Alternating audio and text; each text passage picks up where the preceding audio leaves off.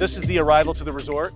We've used this idea about Japanese symbolism with this stone mountain, which creates a reflection of the local mountains in Cabo. We have a balanced yet asymmetrical arrival. On the right, we have these limestone walls with a red granite backdrop, and then these fire urns that are handcrafted that night at night.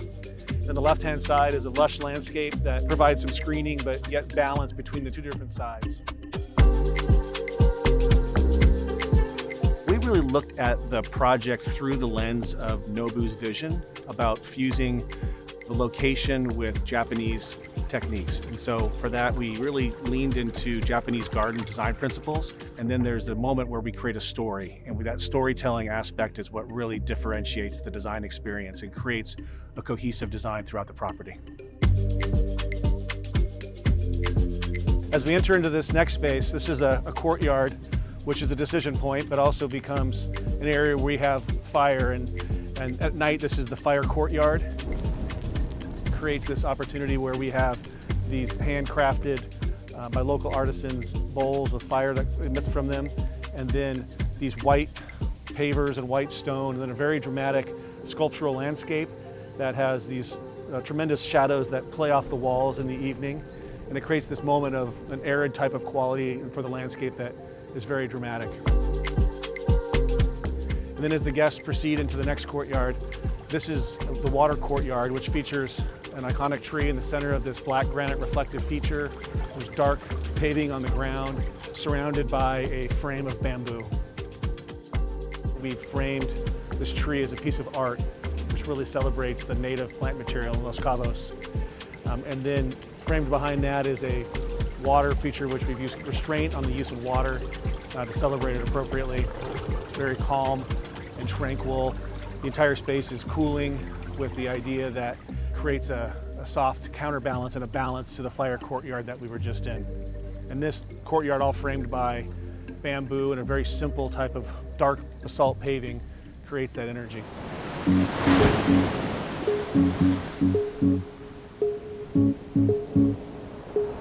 We embrace the WATG way in the design process from the beginning. And the key aspects to that are really us identifying a process that we can move through. And that is understanding the site and looking towards the site for its influences from a context perspective as well as environmental. Understanding the brand essence, what is Nobu as a brand, and how do we translate that into a physical design? Also, the operational efficiency as it relates to circulation and access and back of house, and how the guests move through the experience themselves. A deep understanding of the market segment. Who are the guests? Why are they coming here? What are the experiences? Why did they make the choice to come to this particular property? And also craft and technique, from a materiality perspective and the way that craft and detail are executed, understanding the local craftsmanship and how they can create these materials and utilize these materials. And then lastly, on the resiliency side, looking towards water retention in this particular case as it relates to landscape architecture, using native plant material, and leaning into this idea about a non-invasive and ecological approach to our plant selections. We believe that our clients come to us for our creativity and our innovation on the ideas. We had such great support from our client, helping us realize that this property needed to be something unique and embracing our design principles and then translating those into this location. Our founding principles often said, walk every inch of the property and listen to the land. And that's really what we did here. When we first came to this property, we looked over the dunes, and it was essentially a dunescape. And to imagine where this hotel was going to sit and how it would orient on this property as it relates to the sunset, to the wind, to the dune behind, and the way that the resort cascades down the slope towards the ocean was, an interesting challenge and a very unique opportunity, especially as it relates to Diamante. Within Diamante, there's a very natural desert landscape with the Cardones and the Palo Blancos that come up, and then as you come over the rise and you see this hotel, there's a beautiful dunescape, and the ocean just confronts you.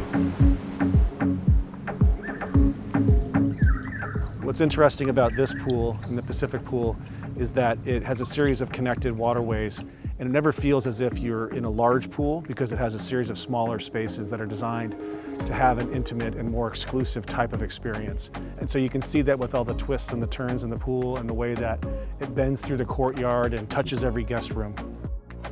What we tried to do is create unique and diverse experiences for the guests on the site. And so we have these three different pool environments, one of them being an area that has a much lighter, brighter, it's more open and exposed. It sort of is the see and be seen pool environment with day beds out on the water and a much more exposed sun experience. And then we have this pool that's in this courtyard here, which has a much more secluded type of private experience with a darker pool and a more lush planting design. And then we have the infinity pool for the adults on the other side, which is really designed to be an escape and a really small scale exclusive experience. I hope that guests have this feeling of calmness and that they've arrived in this space, and there's a serenity to it and an authenticity. So the emotion of this space is really important as one makes the journey all the way from the airport to this arrival, that they know that they've arrived at a very unique place that can only happen here in Cabo San Lucas.